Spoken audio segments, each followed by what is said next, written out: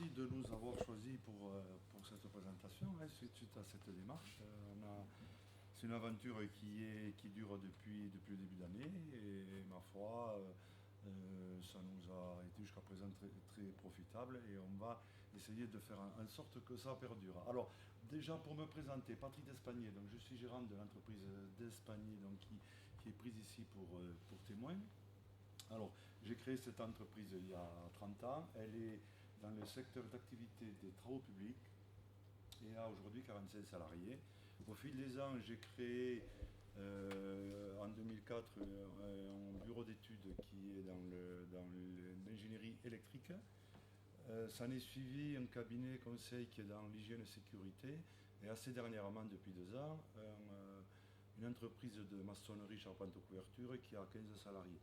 L'ensemble du petit groupe, il y a un peu moins de 100 salariés aujourd'hui. Voilà. Donc, pour ce qui est de l'entreprise d'Espagné, alors je suis un peu atypique parce en 2008, quand il y a eu la crise, le début de la crise, beaucoup de collègues et d'entrepreneurs à la télé, on entendait tout, il fallait serrer les services support, évidemment, il fallait faire des économies partout. Moi, je me suis dit, la meilleure façon, excusez-moi, la meilleure façon de faire des économies, c'est de mieux dépenser. Et donc déjà de définir notre besoin en achat. Et donc j'ai recruté Hélène Briolet pour justement, je lui ai donné cette mission de structurer et de gérer cette fonction achat au niveau de l'entreprise. Et elle travaille aussi au niveau des autres sociétés, mais elle est quand même, on dira, affectée aujourd'hui à 80% au niveau de la SRL d'Espagne. Après, donc, bon, ça fait quelques années maintenant.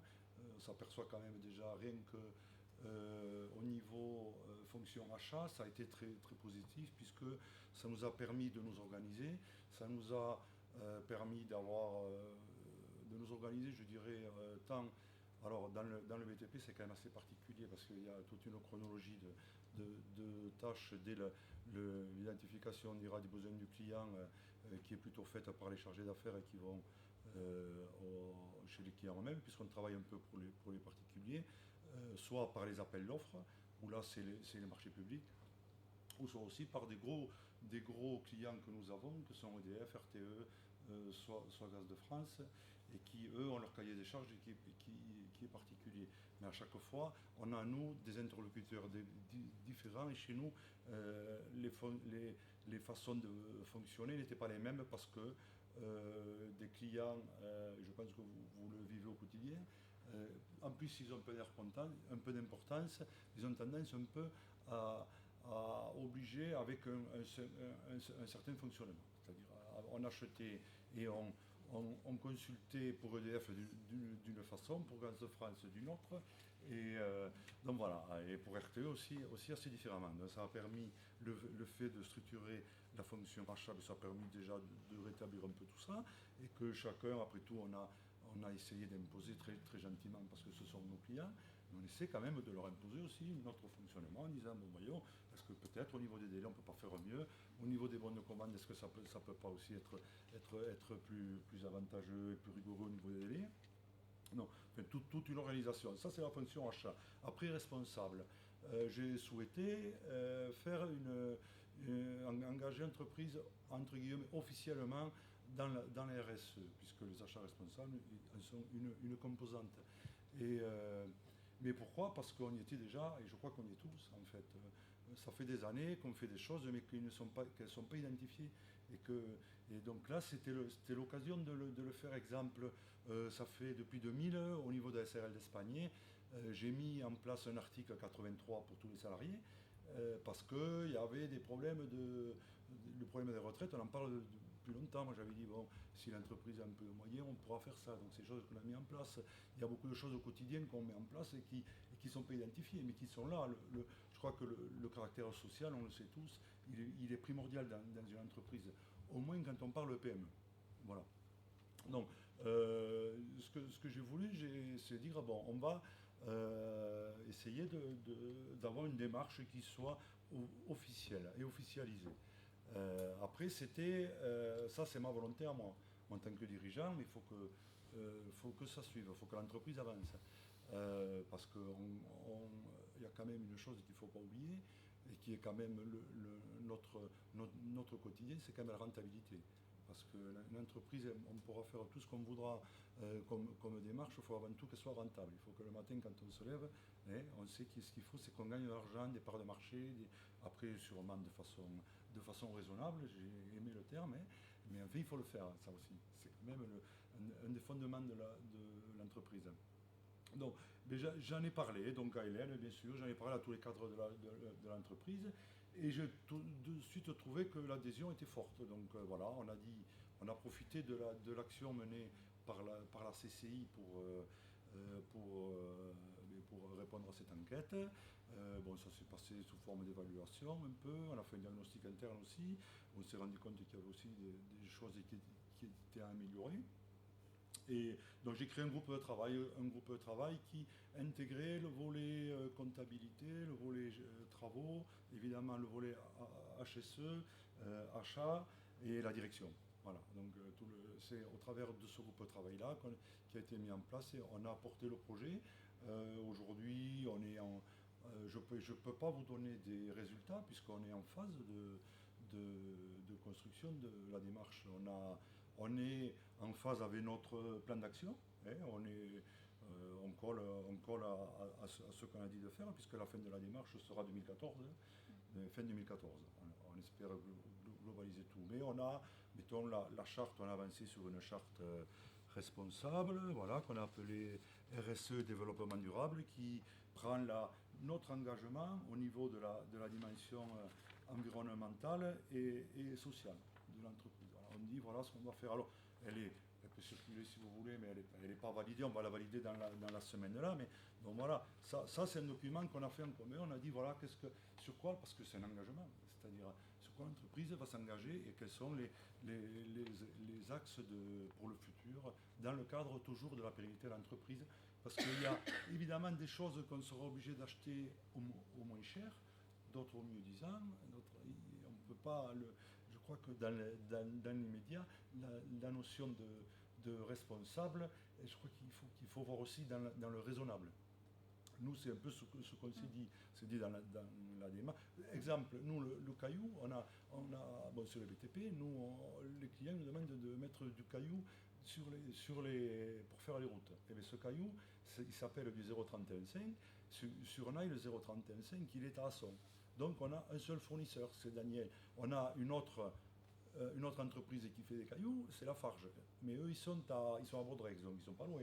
Sauf que c'est du roulé, c'est-à-dire c'est du matériau de gravière. Donc pour les routes, on met du matériau de carrière. Ça veut dire que là, on est captif. Quand on travaille sur un ail, on est obligé d'acheter le caillou à son. Autrement, on peut l'acheter à Rivenac, mais la route fait que, et les coûts du transport font qu'on ne sera pas performant en termes de prix. Sans même analyser le coût, on est dans les méthodes de fabrication sont les mêmes. Par contre, nous, le contre-pied qu'on va faire, c'est qu'on a un projet qui maintenant va, j'espère, se finaliser vite, mais de faire un centre de recyclage des matériaux qui sont issus de nos chantiers, et le plus possible, on les triera, on les concassera de façon à ce que, quand c'est possible en termes d'exigence client, parce que nous, quand on fait des travaux pour EDF sur les chaussées, on est obligé, pour répondre à des normes de compactage, de mettre une catégorie de matériaux. Mais pour des travaux pour le marché privé, par contre, là, on peut effectivement utiliser du matériau qu'on aura, nous, récupéré, trié, et puis concassé dans un troisième temps. Donc voilà, aujourd'hui, dans quelle démarche on y va petit à petit, mais je crois qu'on y va avec envie, je dirais, doucement mais sûrement, voilà. Et voilà pour ce qui est un peu de notre engagement, si on peut parler d'engagement de la direction, je dirais. Donc, outre la mise en place de ce groupe de travail, qui a eu une efficacité, qui a quand même le mérite, et ça, on ne le fait peut-être pas assez, au moins nous, parce que là, je parle évidemment, nous, entreprise d'Espagnier, c'est le travail en commun. C'est-à-dire là, on avait réellement un projet qui est même devenu un défi, puisqu'on s'est donné des choses, on s'est dit, il faut les atteindre. Donc, on a vraiment fait un travail en commun qui a été très valorisant et pour tout le monde. Donc, je ça aussi, ça fait partie sur le retour d'expérience, on pourra dire mais nous, on peut se l'autoriser parce qu'on a un certain nombre. Donc, évidemment, l'entreprise où il n'y a que 3-4 personnes, eh bien, ils vont le faire entre eux, mais ça apporte moins de facilité au niveau des structures. Voilà, donc moi, pour ce que je peux en dire. Alors aujourd'hui, par rapport à après, bon, on répondra à vos questions, mais par rapport à la démarche, on est donc en phase avec ce qu'on s'était dit. On a cadré tout ce qui est la gestion de la sous-traitance. On s'est rendu compte, bon, on avait un contrat de sous-traitance type de la fédération du BTP, et finalement, on s'est rendu compte qu'il n'était pas forcément adapté. Donc on a fait notre propre contrat, et on s'est rendu compte aussi en parallèle que la entreprise du territoire, moi je tiens à ce que l'entreprise marque son territoire. On travaillait avec on appelle ça des locatifs chez nous, c'est-à-dire c'est des gens qui sont entrepreneurs, ils ont soit une pelle, un camion, et voilà, ils se louent pour les autres entreprises. Et donc on a fait une convention avec eux pour déjà leur donner une vision, parce qu'on leur dit on va travailler avec vous, puisque la convention est sur 1 an ou 2, ou sur une durée de marché qu'on peut avoir, donc on leur offre de la vision, on détermine un taux horaire, ça nous permet aussi à nous de cadrer tout le volet par rapport aux déclarations fiscales et sociales, parce qu'on leur demande aussi en contrepartie, parce que c'est des contreparties, tout ça, d'être à jour, d'adhérer à notre démarche aussi, voilà, que ça soit gagnant-gagnant. Donc ça c'est au niveau de la gestion de la sous-traitance. Après on a eu ce fameux logiciel qu'on va mettre en place. On a la chance d'avoir un partenaire informatique qui nous fait des choses sur mesure. Donc on a finalement du coup, il nous faisait tout l'analytique, donc on lui a demandé de nous faire un logiciel achat pour gérer l'achat de l'identification du besoin jusqu'à la passation du bon de commande, puisqu'après ça sera reversé dans notre système analytique. Et donc la troisième, je dirais le troisième bénéfice, c'est donc on a traité la sous-traitance, bon, la charte par rapport à la RSE. Et le troisième volet, c'était Mais après, c'est le guide éco-responsable, des pratiques éco-responsables dans la société qui est en cours de réalisation, qui va être diffusé après aux salariés, avec une mise en place de signalétique aussi, avec les bons gestes éco-responsables, puisqu'en fait, il y a des choses qui sont mises en place aujourd'hui dans la société. On s'est rendu compte avec le diagnostic qu'effectivement on avait peut-être des choses à faire, mais qu'on faisait déjà beaucoup de choses, et que peut-être que beaucoup de nos salariés, ou peut-être même entre collègues, on ne savait pas forcément, parce que c'était pas forcément valorisé ou tout simplement rendu public à tous les salariés. Donc en fait là on a déjà démarré un gros travail. Donc la charte reprend déjà aussi toutes les mesures qui existent dans l'entreprise, celles qu'on est en train de mettre en place, et notamment par rapport à la gestion des déchets. Donc on a déjà des axes qui existent dans la société, comme le recyclage du papier, des cartons, des huiles, des eaux de lavage, des ampoules, des bombes de traçage sur les chantiers, etc. Mais il y a des zones qui sont déjà dédiées, mais qui ne sont peut-être pas assez formalisées. Donc après, travailler sur des signalétiques comme ça aussi, pour informer nos collègues que ça existe, les inciter aussi à travailler dans cette démarche là aussi.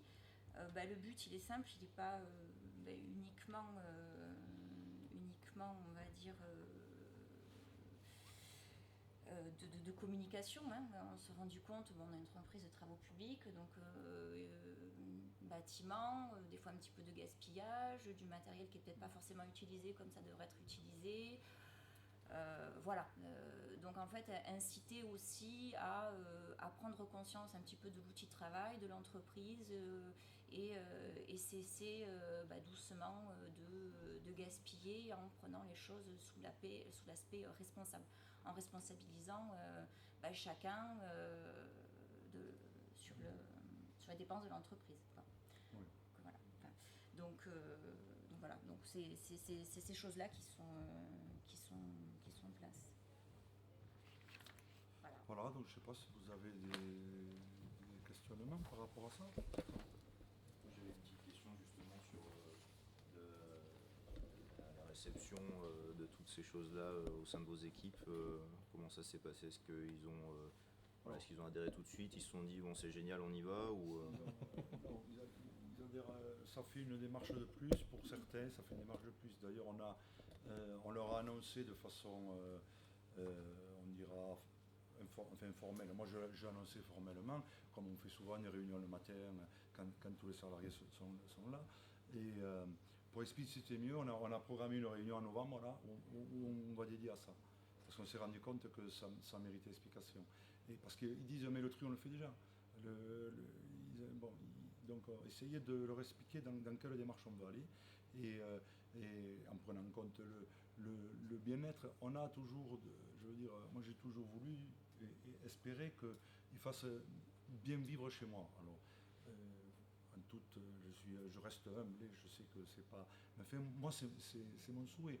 Je veux que les gens qui travaillent chez moi, ils aient. Alors, je ne vais pas dire qu'ils sont contents de venir au travail, c'est pas vrai, mais au moins qu'ils sachent que. Non, mais on ne peut pas dire tout le temps parce qu'on a des métiers quand même. Je peux dire ça sur l'encadrement, sur les métiers, sur les supports tertiaires. Je veux dire, après le reste, c'est des gens de chantier, c'est difficile. Quand il pleut, quand il fait froid, quand ils ont. Mais au moins que je veux dire qu'ils sachent qu'ils viennent travailler, mais qu'ils sont respectés. C'est ça que je veux dire. Après, le bien-être, c'est encore autre chose, mais qu'il y ait un respect. C'est pour ça que j'ai aimé le terme. Parce que c'est très difficile. Après, les gars, moi, je comprends que quand le matin, s'ils arrivent un peu. Vous savez, quand il fait moins 10 dehors, nous, on travaille. On travaille pour EDF, donc c'est tous les jours. Du 1er janvier au 31 décembre, y compris le dimanche et les jours fériés. Quand il y a un problème de tempête, tout ça, on est appelé. On monte des astreintes toutes les 3 semaines. Donc une semaine sur 3, là c'était la semaine dernière, on était à Ivos le week-end dernier, donc on est appelé. Je veux dire, les gars, on peut pas dire, je ne vais pas dire qu'ils ont du bonheur au travail, mais qu'ils se sentent respectés dans l'entreprise et qu'ils sentent qu'il y a un projet commun avec eux, ça je crois que oui. Voilà. Après, avec les autres, oui, mais c'est plus facile sur les autres métiers, parce que bon là, oui, mais le bien-être.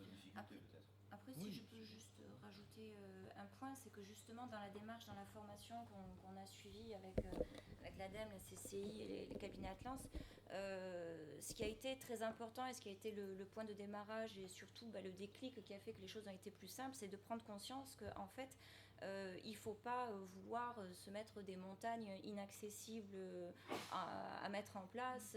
Voilà. C'est vraiment faire un diagnostic sur qui on est, ce qu'on fait, comment est-ce qu'on fait, qu'est-ce qu'on a comme moyens humains, quelles sont nos contraintes économiques, etc. Et à partir de ça, tous ensemble, que ce soit la comptabilité, avec les contraintes QHSE, parce qu'on en a aussi quand même qui sont importantes, avec les conducteurs de travaux, avec ma collègue qui fait le relais aussi sur la gestion chantier avec les ouvriers. Donc c'est vraiment prendre en compte tout ça, de ce qui est réalisable dans l'entreprise pour nous et de ce qui va être après transposable auprès de nos collègues, les ouvriers. Donc c'est-à-dire qu'à chaque fois qu'on essaye de mettre quelque chose en place, ou à chaque fois qu'on réfléchit à est-ce que ça on peut le mettre en place, c'est comment on va le mettre en place pour que ce soit le moins problématique pour tout le monde, comment est-ce que ça peut être, comment nos collègues peuvent y adhérer le plus facilement possible pour qu'il n'y ait pas de contraintes. Donc en fait tout est réfléchi dans ce sens-là. On a des idées, on a des envies, il y a des choses qu'on met en place, mais le plan d'action il reprend tout ça.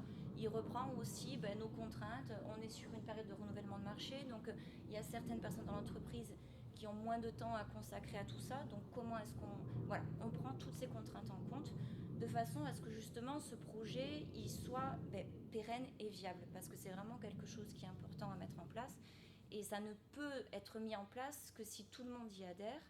Et la façon d'y adhérer, c'est de vraiment bien y réfléchir au départ, quoi.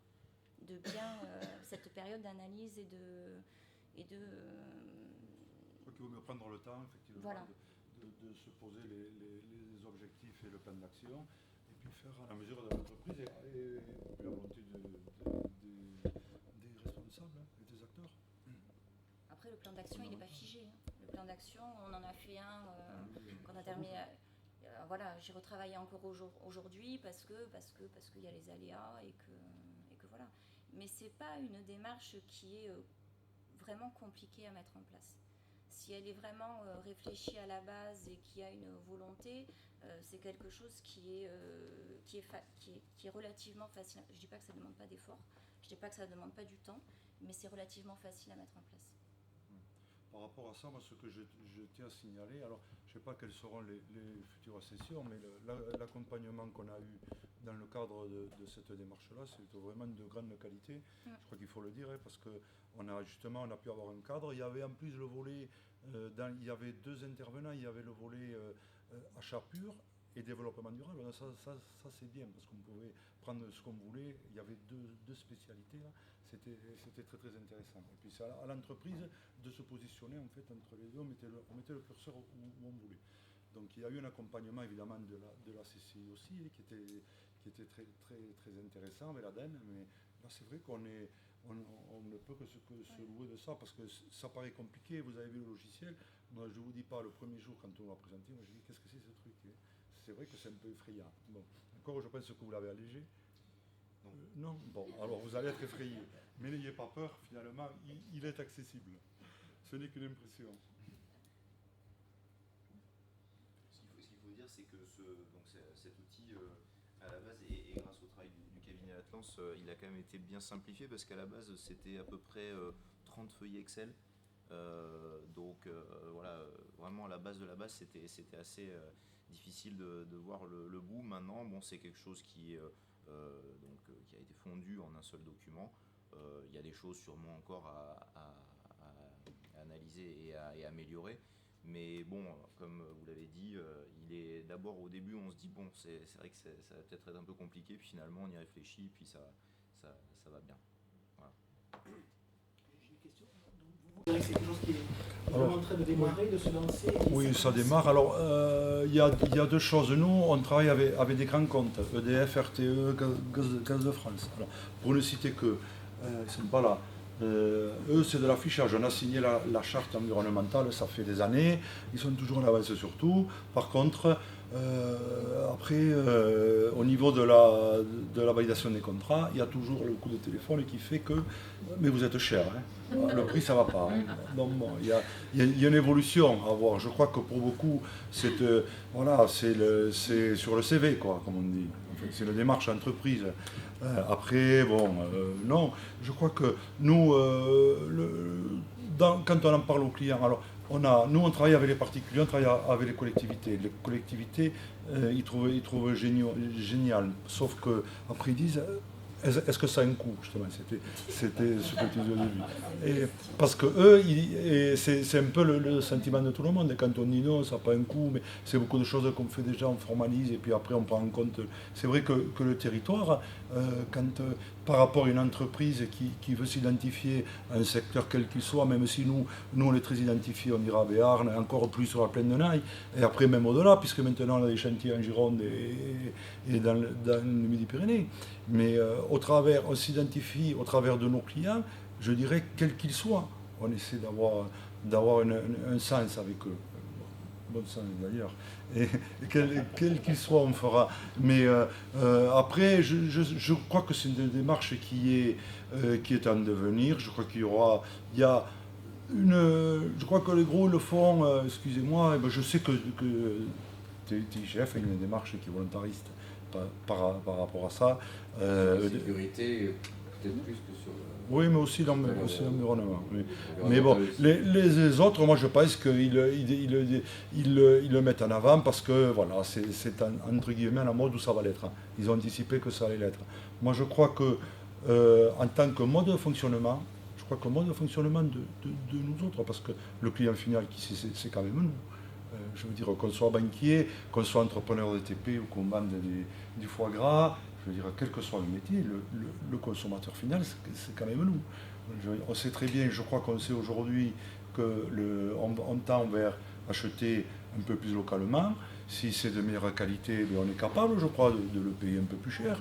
Et c'est ce qu'on fait déjà. Nous, on le faisait avant. Toutes les voitures, on les achète en Naï. On ne les payait pas moins cher qu'Apo. Mais pourquoi? Parce que c'est quelqu'un de Naï qu'on connaît.